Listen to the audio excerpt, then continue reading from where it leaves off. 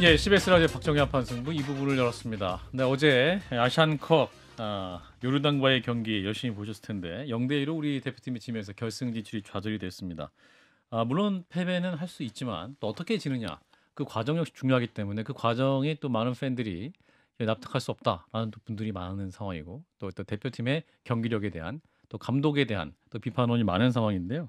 그래서 오늘 한준희 대한축구협회 부회장 모시고 축구 얘기 좀 해보겠습니다. 부회장님 어서 오십시오.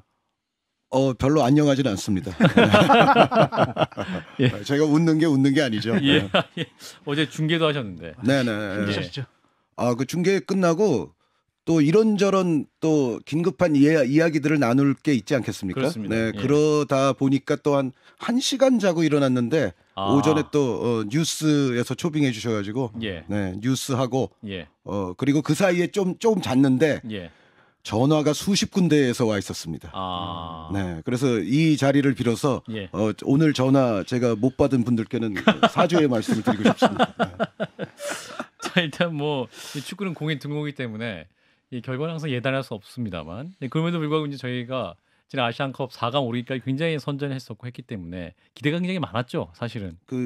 그렇죠. 그리고 뭐 지금 다시 물으셔도 저는 똑같은 대답을 할 수밖에 없는데 예. 이번에 우리 대표팀은 우리나라 축구 역사에서 역대급으로 호화로운 멤버였던 거는 틀림이 없거든요. 황금 세대죠. 네, 뭐 일단 그러니까 소속 팀의 명성이나 소속 리그의 명성이 사실 축구에서 밥 먹여주는 것은 아닙니다. 예. 이번에 우리도 경험을 했지만 요르단에 사실은 뭐 그럴듯한 유럽 리거는 알타마리 선수 한 명이었는데 예. 그럼에도 불구하고 재능 있는 선수들이 꽤 있었고 예. 팀 조직력이 좋았잖아요. 이제 그런 걸 보면 축구가 모든 그런 명성이나 이런 네임밸류가 밥을 먹여주는 종목은 절대 아니지만 예. 그럼에도 우리 대표팀이 역대 없었던 정도의 호화로운 선수단을 갖고 있었던 건 사실이거든요. 그러니까 네, 이제 그거는 지금도, 공격수에는 영국 리그에서 득점왕했던 분이 손흥민 선수가 있고 그렇죠. 수비수에는 독일에서 제일 잘하는 바이에른 뮌헨의 수비수 김민재 선수가 못 있고 나왔잖아요. 예, 아무튼 뭐 그 과정을 네네, 보면 네. 그리고 이제 프랑스에서 제일 잘하는 팀에 있는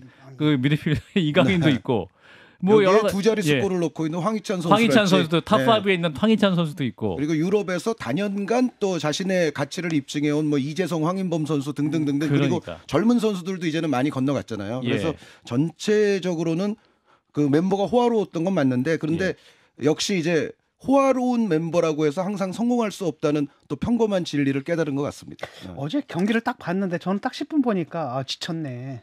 그러니까 말도 안 되는 패스 미스가 나오는데 이거는 지금 중국 대표팀, 국가대표팀 경기에서나 볼 수 있는 이런 어처구니없는 패스 미스가 나오는 거는 제가 볼 때는 이건 체력이 안 된다. 그 교수님 중국에서 항의 오지 않을까요?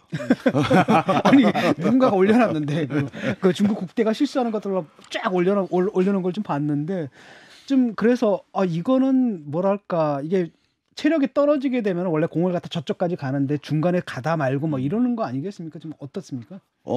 제가 대회 전부터 이거는 우려를 했던 사항인데 우리가 여태까지 아시안컵에서 궁극의 목표에 이르지 못하고 중도에 탈락했던 경우들을 보면 특히 예를 들어 뭐 8강 뭐 이런 4강 이런 문턱에서 탈락했을 때 경우들을 보면 항상 그 전에 지금 교수님 말씀대로 많은 체력적 소진을 했던 경우에 그 다음 경기에서 탈락하는 경우가 많아요. 그러니까 예를 들어 뭐 8강에서 혈투를 치렀다. 그러면은 4강에서 탈락. 16강에서 연장 승부를 펼쳤다. 그러면 8강에서 탈락. 그랬던 경우가 많은데 이번에는 놀랍게도 우리 선수들이 두 경기를 연타로 그렇게 했었단 말이죠. 그러니까 교수님 말씀처럼 정말 오늘 새벽쯤에는 사실은 한계가 노출될 확률이 그 어느 때보다 높았고 또 하나 아쉬운 대목은 우리가 조별리그 3차전인 말레이시아전에서 다른 팀들에 비해서는 충분히 로테이션을 돌리질 않았습니다. 그 대목도 전체적인 대회 운영에 있어서는 굉장히 아쉬운 대목이라고 할 수가 있습니다. 그렇군요. 이 체력적 상황도 있는데 그다음에 사실 앞서 말씀하신 대로 훌륭한 선수들이 많은데 졌다. 구슬이 서말이어도 꿰어야 보배잖아요. 네. 꿰는 사람은 감독인데 그렇죠. 감독이 잘 못 깼나요? 이기는 것도 그렇잖아요. 이기는 건 이기는데 이게 좀비 축구라 그러잖아요. 축구는 90번부터. 이거는 이렇게 호화로운 멤버 가지고 이기는 방식이 이게 맞나라는 생각도 좀 들거든요. 그렇다면 감독 문제가 이제 안 나올 수가 없는 거죠. 안 나올 수가 없죠. 저는 그 좀비 축구라는 단어 자체도 굉장히 좀 사실은 별로 안 좋았습니다. 왜냐하면 좀비라는 게 결국은 뭐 주인공이 좀비를 쓰러트려도 계속 벌떡벌떡 일어나서 계속 주인공을 공격하고 그렇죠. 하기 때문에 이제 우리가 연장 정말 드라마틱한 승부에 이번에 강했고 대체로 보면 항상 전반전에 좀 별로다가 후반전쯤 되면은 경기력이 올라오면서 막판에 승부를 가져오는 뭔가 그런 것 때문에 좀비라는 이야기를 했지만 그런데 대다수의 영화에서는 좀비는 궁극의 주인공이 못 되거든요. 좀비는 결국 퇴치되지 주인공은 아닙니다. 그래서 그 좀비 축구라는 단어 자체가 갖고 있는 그 정말 명과 암, 양면성이 사실은 저는 별로 마음에 들지 않았고 굉장히 걱정이 됐었는데 결국은 이제 그런 대목이 터졌다는 생각이고요. 그리고 이제 박 선생님께서 이제 감독 말씀을 하셨는데 박성태 실장이 예, 이 감독에 대해서는 분명히 정말 엄격한 이번에 분석과 평가가 있어야 되고 그에 상응하는 또 조치가 있어야 될 걸로 믿고 있습니다. 다만 제가 그 나름 그래도 직함을 걸고 있으니까 여기서 제가 뭐 독단적으로 뭐 제 마음대로 말씀을 드리기는 어렵습니다만 어쨌든 대한축구협회도 이 상황에 대해서 면밀히 지금 이미 검토를 하고 있었고 그리고 냉정한 분석을 할 것이다. 여기까지는 제가 말씀드릴 수 있습니다. 이 두 가지 측면이 있지 않습니까? 그래도 이 감독하에서 지지는 않았잖아요. 네. 지지는 않았거든요. 그런데 이기는 것도 뭐 이렇게 상쾌하게 이기는 게 아니라 이번에도 필드골이 뭐 없잖아요, 별로. 매우 부족했죠. 매우 부족했거든요. 이걸 어떻게 평가해야 될지 모르겠어요. 그러니까 지금 교수님께서 말씀하신 필드골이 부족하다는 대목. 물론 축구에서 우리가 항상 큰 대회 나갈 때마다 이런 얘기를 하거든요. 메이저 대회에서는 세트 플레이 골이 필수적이야. 세트 플레이 골이 있어야만 우리가 올라갈 수 있어. 그런데 이번 대회는 사실은 그래서 세트 플레이를 잘하는 거 그러니까 정지된 장면, 코너킥, 프리킥, 페널티킥으로 잘 넣는 것도 분명히 축구에서는 아주 중요하기는 합니다만 그런데 이번 대회는 너무 유독 세트 플레이 정지된 장면 골들만 대다수이고 필드골이 매우 부족했는데 그나마 필드골도 이렇게 돌이켜 생각해 보면 이강인 선수의 매직샷 같은 그런 골. 그러니까 정말 항상 나오기는 좀 어려운 그런 필드골을 제외하면 필드골이 별로 없었죠. 그래서 이거는 좀 전에 박 선생님 말씀대로 결국은 우리가 만들어가는 축구에 있어서 좋은 대회를 치르지 못했다. 그리고 만들어가는 축구에 있어서 좋은 대회를 치르지 못했다는 것은 분명히 여기서는 감독이 책임져야 될 부분이 있고 현대 축구에서 가장 중요한 요소들인 압박 그리고 공격 전개, 볼을 전진시키는 행위 그리고 전환 이러한 어떤 요소들에 있어서 우리가 충분히 체계적인 팀이 못 됐다는 것이 이번 대회는 전체적으로 노출이 되었던 것만큼은 틀림없는 사실이라고 인정을 합니다. 네.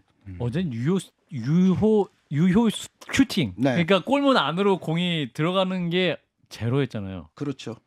골대 맞은 걸 유효 슈팅으로 안 치나 보죠? 그거를 안 칩니다. 결정적으로. 그러니까 사실은 그 이재성 선수 헤더가 골대 기둥을 때린 게 있는데 사실은 웬만한 유효 슈팅보다 이게 더 위협적인 샷일 수는 있어요. 그런데 그 가만히 내버려둬도 골문 안으로 들어가지 않는 샷은 그 유효 슈팅으로 카운트가 안 되거든요. 그래서 결국은 뭐 제로인 게 맞고 그거 뭐 포함한다 치더라도 뭐 한 개 정도 위협적인 슈팅이었으면은 그건 공격적으로 졸전을 한 게 맞습니다. 벤투 때는 빌드업 축구 어떤 공격을 만들어가는 과정이 되게 이제 월드컵 딱 막상 되니까 이게 축구 잘 모르는 분들도 이거 굉장히 그 컨셉이 보였거든요. 공격을 만들어가는 과정이 멋있네 이거 하면서 좀 감동을 했었었는데 크린스만 감독은 그런 공격을 만들어가는 과정 이선에서의 움직임 전혀 없으니까 이거 어떻게 봐야 되는 거야? 컨셉이 뭔지를 모르겠어요. 하라고 이제 많이들 말씀하셨거든요. 우리 부회장님도 전문가로서 뭐 현장에서 실전을 뛰시는 분들 거기서 이제 실제 트레이닝을 맡으시는 분들에 비해서는 여기 있는 저 포함해서 모두가 전문가가 아닐 수는 있습니다만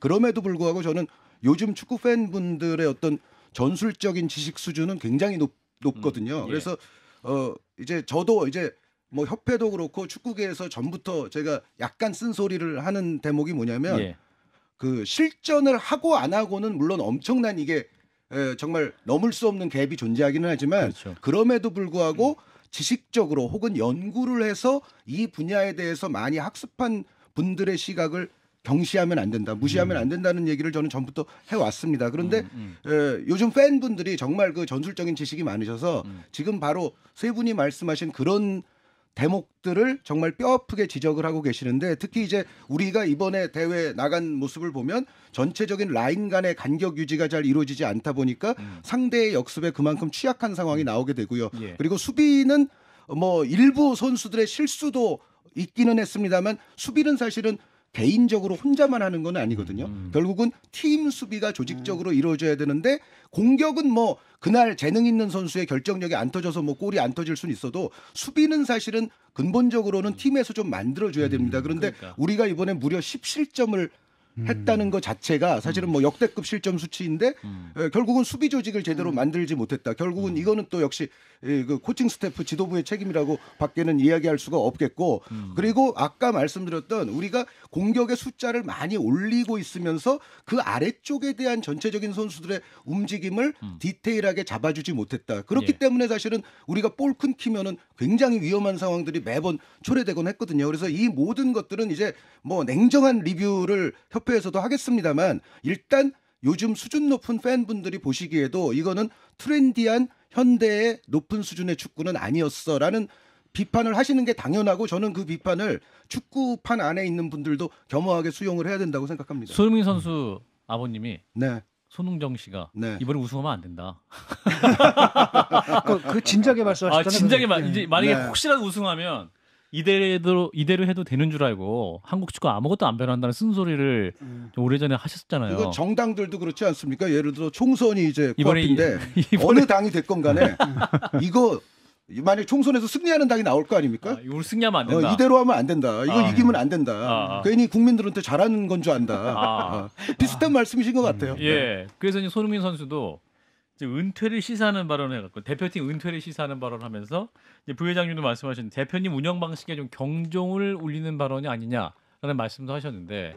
그게 제가 아침에 이제 YTN에서 했던 이야기인데 저는 사실은 그때 그 손흥민 선수 그 인터뷰 화면을 거기서 처음 봤습니다. 아하. 그러니까 순간적으로 그 YTN에서 보여주신 그 VCR을 거기서 처음 봤는데 순간 그때 든 생각은 손흥민 선수가 물론 30대 뭐 초반 정도의 대표팀을 떠나는 사례들은 뭐 우리나라에도 과거에 있었고 유럽이나 남미에는 더 많기도 하고 뭐 사실 손흥민 선수가 이제까지 봉사를 해온 그 기간 그리고 손흥민 선수가 요즘 겪고 있는 어떤 피로도 뭐 그리고 이번에 사실 메이저 큰 대회에서 궁극에 또 실패로 끝났다는 어떤 허탈감 뭐 여러 가지를 종합해 보면 사실 순간적으로 그런 이야기가 나올 수는 있는데 저는 어쨌든 그 순간 화면을 제가 처음 접했을 때는 그 손흥민 선수의 그래도 여태까지의 캐릭터를 미루어 보면 정말 힘들어도 그런 이야기를 공식적인 자리에서 하는 유형은 절대 아니잖아요. 아니었거든요. 네, 그런데 이제 그런 이야기를 하는 걸 봐서는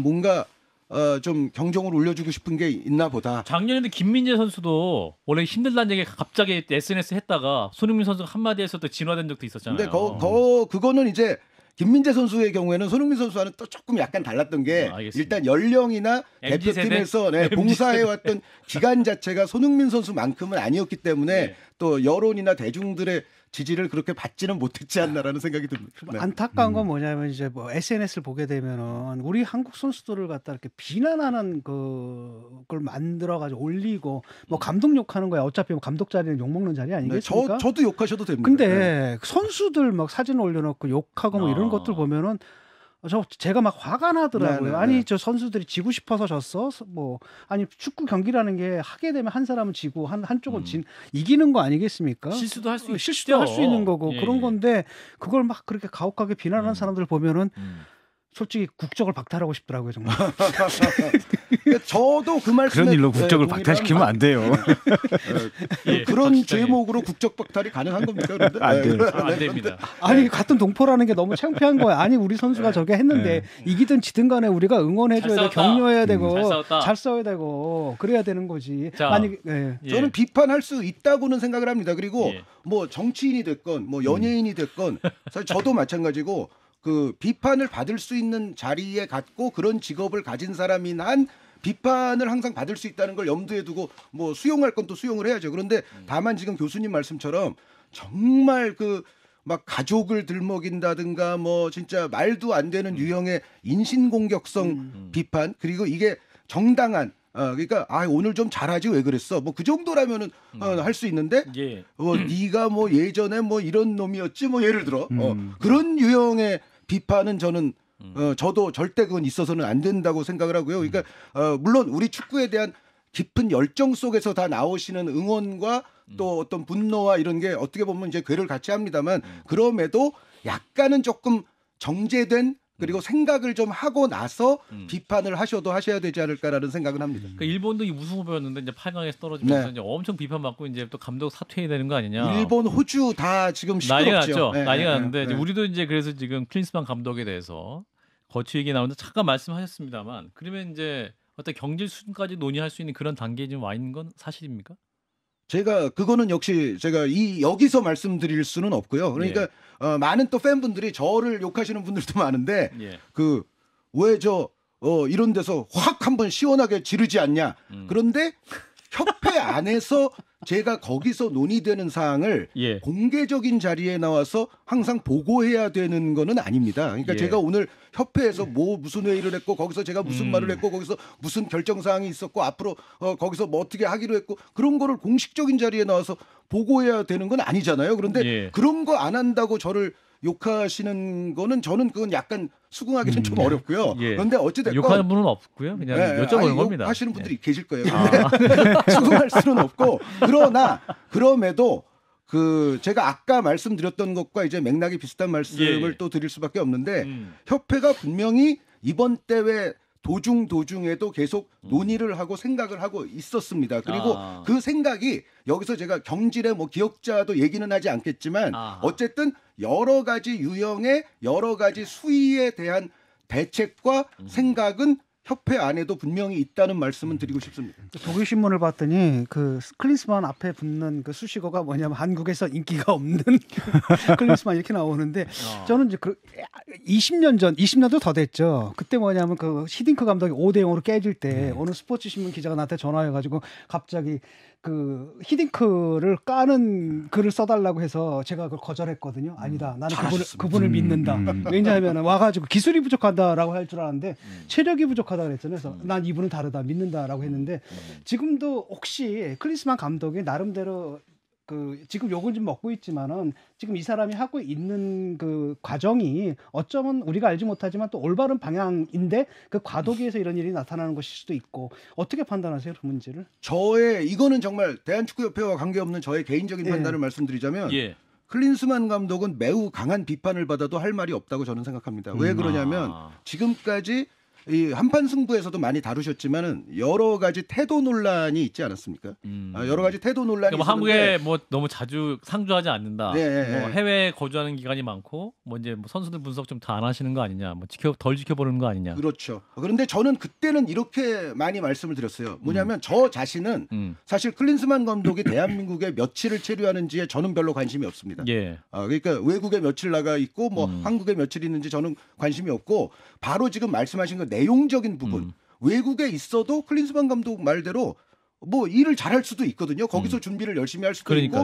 있고 결국은 내용과 결과로서 보여줘야 되는 거거든요. 그러니까요. 체류 일수로서 보여줘야 되는 자리가 아니라 내용과 결과로서 보여줘야 되는 자리입니다. 그런데 결국은 그 체류 일수나 어떤 태도적인 측면에서도 여태까지 좋은 점수를 절대 받지를 못했는데 이번에 내용과 결과도 국민 눈높이 기대치에 미치지 못했어요. 아까 지금 태도 얘기하셨는데 네. 클린스만 감독의 대회 내내 또 우리가 경기 별로 안 좋았는데 웃는 장면이 좀 나와가지고 어제도 웃으시더라. 너무 많이 웃는다. 이런 걸 지적하는 팬들이 굉장히 많으세요. 그래서 이게 표정 관리 왜 안 하시는? 원래 좀 밝으신 분인가? 어떻게 이해해야 됩니까 저희가? 이제 패장이면 제가 뭐 여러 차례 그분을 보지는 않았지만 제가 본 걸로는 어쨌든 기본적으로는 좀 웃음이 많은 타입이기는 해요. 그런데 웃음이 많은 타입. 그럼에도 웃는 불구하고 상이시네요. 웃상. 네, 그럼에도 불구하고 예.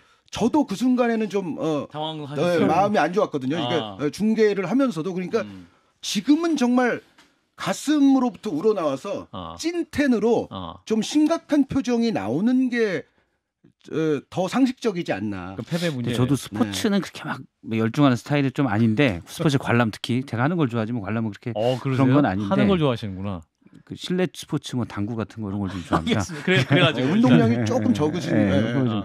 근데 어쨌든 저도 보면 클린스만 감독이 선수로서는 정말 프로였는지 모르겠지만 감독으로서 프로의 모습은 잘 안 보이는 것 같고 특히 이제 일을 열심히 안 한 것 같은데 선진에 있던 사람은 저렇게 뭔가 열중하지 않으면서도 뭔가 성과를 낼까 했는데 지금 꽤 시간이 지났는데도 이번에 나온 것들은 역시 성과가 없었구나. 그냥 일을 안 한 거였구나라는 생각이 좀 들어요. 네. 그러니까 뭐 이번에 내용과 결과가 괜찮았으면 사실은 뭐 체류 일수에 상관없이 그 대표팀이 메이저 대회를 잘 치르기 위한 준비를 차곡차곡 하고 있었구나라고 예. 좋게 평가해 줄 수 있는 확률도 분명히 있었거든요. 예. 근데 결국은 이제 이 4강이라는 거를 또 보는 시각의 차이인데 이것은 4강이 국민 눈높이에서 과연 괜찮은 성적인 건지 클린스만 감독의 눈높이에서는 또 괜찮은 건지 이제 그런 부분에서 우리가 거기서 이제 냉정하게 이제 평가와 분석과 이게 들어가야 된다는 거죠. 그러니까 저는 사실은 뭐 제 개인적인 생각으로는 지금 4강은 그 4강까지 올라온 내용까지 함께 고려했을 때는 분명히 국민 눈높이에는 맞지 않는 결과다라고 생각을 합니다. 그러니까 뭐 예전에 뭐 지난번 벤투 감독 때는 8강이었는데 뭐 이번에는 4강. 근데 그런 논리는 과연 이것이 그 대다수 축구팬 및 국민들을 만족시킬 수 있을까라는 생각을 저는 개인적으로 하고 있습니다. 네. 요번에 그 사실은 아시아에서는 지금 일본이 8강에서 탈락하고 우리가 4강에서 탈락을 하지 않았습니까? 중동세가 굉장히 강했는데 네네. 이게 이제 경기 자체가 중동에서 열렸기 때문인 건지 아니면 실제로 중동 쪽 그 축구팀들의 수준이 확 올라와 있는지 그게 좀 궁금해요. 저는 사실은 중동이 또 잘 사는 중동 국가들은 예전부터 보면 그 유럽 리그에 그렇게 진출도 안 시키잖아요. 왜냐하면 거기 자국에서 뛰어도 뭐 연봉이 유럽 가는 것보다 더 많은데 뭐 그래서 이제 유럽 리거나 뭐 이른바 유럽파가 좀 적기는 하더라도 뭐 그런데 중동이라고 다 잘 사는 건 아니죠. 사실 못 사는 중동들도 있습니다만 전체적으로 보면 저는 옛날부터 어린 시절부터 갖고 있던 생각이 중동은 축구를 잘하는 사람들이 있는 곳이야라고 저는 생각하고 있거든요. 예. 왜냐하면 그들이 갖고 있는 어떤 신체적인 능력, 운동 능력, 유연성, 그 어떻게 보면은 예전에 그런 얘기를 한 적도 있거든요. 중동은 아시아의 브라질이야. 막 예전에 80년대 이럴 때 중동이 한창 잘 나갈 때는 우리가 보더라도 아시아인데 막 남미 같고 뭐 아프리카 같기도 하고 뭐 이번에 요르단이 그래 보이더라고요. 그렇죠. 그런 얘기를 많이 했었죠. 그래서 저는 기본적으로는 중동이 축구를 잘하는 바탕이 있는 곳이라고 생각해요. 그런데 요번에 보면은 중동뿐만 아니라 중앙아시아, 예를 들어 타지키스탄 같은 나라, 우즈베키스탄은 뭐 예전부터 다크호스였습니다만, 그리고 동남아시아 국가들은 대부분 실패하기는 했지만 그래도 동남아시아도 이번 대회를 보면 그들이 여태까지 갖고 있었던 이미지보다는 다 잘했거든요. 대부분. 우리가 말레이시아랑 비겼잖아요. 그러니까요. 그런 것처럼 그래서 전체적으로 보면 이제는 최신 전술이라든가 이런 것에 대한 부분들이 예전처럼 그게 유럽의 전유물이 아니고 다 누구에게나 오픈이 돼 있어요. 누구나 열심히 공부하고 연구하고 학습하면 좋은 경기력을 보여줄 수가 있습니다. 그런데 중동도 예외가 아니거든요. 그러니까 기본적으로는 좋은 바탕이 있는 친구들이 이제 그런 게 동반이 되다 보면은 우리가 앞으로는 상대하기에 굉장히 까다로울 수 있다라고 저는 생각합니다. 자, 오늘 홍준표 대구시장이 네. SNS에 대개는 정치 관련 언급을 하시는데 오늘은 삼연석으로 축구 얘기를 하셨습니다. 선수들과 호흡 잘 맞출 수 있는 통역이 필요 없는 국산 감독이 필요하다. 국산 감독 시키자 이제. 그러니까 국내 감독 시키자는 말씀인 것 같고. 나도 프로팀 운영하는 구단주로서 이런 말 할 자격이 있다. 그러니까 경남 FC, 대구 FC. 네. 아마 그 대구 FC만 지금 구단주, 대구 현재 네, 대구 FC 구단주이신 것 같은데 이 말씀 어떻게 들으셨습니까? 그 홍준표 시장도 축구 팬의 한 분 아니겠습니까? 그렇죠. 예. 충분히 하실 수 있는 이야기라고 생각이 들고요. 그리고 그 국내 감독, 외국인 감독의 문제는 저는 예전부터 그거 이렇게 생각합니다. 그러니까 물론 우리의 어떤 지도자 풀이나 지도자 육성 시스템이 열악해서 우리가 양질의 지도자들을 길러내기가 어려웠던 시절도 있었잖아요. 그럴 예. 때는 외국인 감독이 분명히 비교 우위가 있었던 건 사실이지만 이 정도 시대, 제가 조금 전에 말씀드린 정말 이제는 중동이 됐건 뭐 동남아가 됐건 중앙아시아가 됐건 그 너튜브만 잘 봐도 정말 수준 있는 전술 분석이나 이런 연구를 할 수가 있는 시대가 됐거든요. 예. 모든 게 지금은 개방이 돼 있어요. 그리고 우리나라의 젊은 지도자들 가운데에는 예전보다는 비교할 수 없이 학습을 많이 하고 올라오는 이제 지도자들이 우리도 있습니다. 그래서 이제 지금 정도의 시점에는 저도 솔직히 좋은 감독이냐 나쁜 감독이냐의 구분길이 있을 뿐 외국인이냐 내국인이냐의 구분은 이제는 희미해진 시대로 가고 있다라고 저도 그러니까 그 모든 말씀에 제가 동의하는 건 아니지만 분명히 그 일부의 포인트에는 저도 공감하는 부분은 있습니다. 그런 건 있지 않습니까? 어제 차범근 감독이 그때 그냥 월급도 현장에서 잘리는 걸 보고 든 게 외국인 감독이었으면 과연 잘랐을까?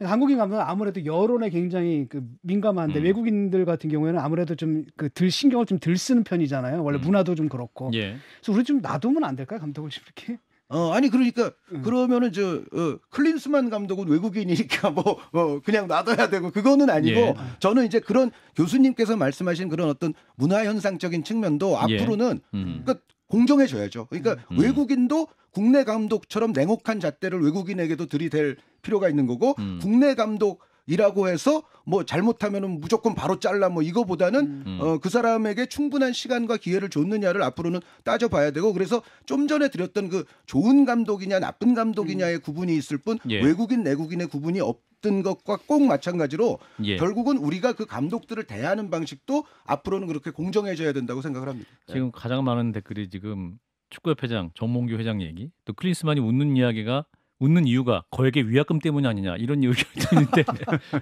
그거는 저는 계약서를 제가 직접 제 눈으로 본 적은 없기 때문에 모르겠습니다. 그런데 예. 그 정도까지 만약에 생각하고 그 표정이 나왔을까라는 좀 의문은 있는데 어쨌든 예. 평상시에 그 표정이 많은 분이긴 하지만 예. 그 순간만큼은 그런 표정은 조금 웃지 말았어야 의아했다라고 저도 생각하고 있습니다. 예. 축구 얘기 오랜만에 했는데 일부보다 더 많은 접속자가 들어와서 지금 우리 한준희 부회장님의 말씀을 경청했다는 소식을 전해드리고. 아니, 조정훈 의원님이 굉장히 섭섭하시겠는데. 아유, 상관없습니다. 자, 한준희 대한축구협회 부회장 고맙습니다. 네, 감사합니다.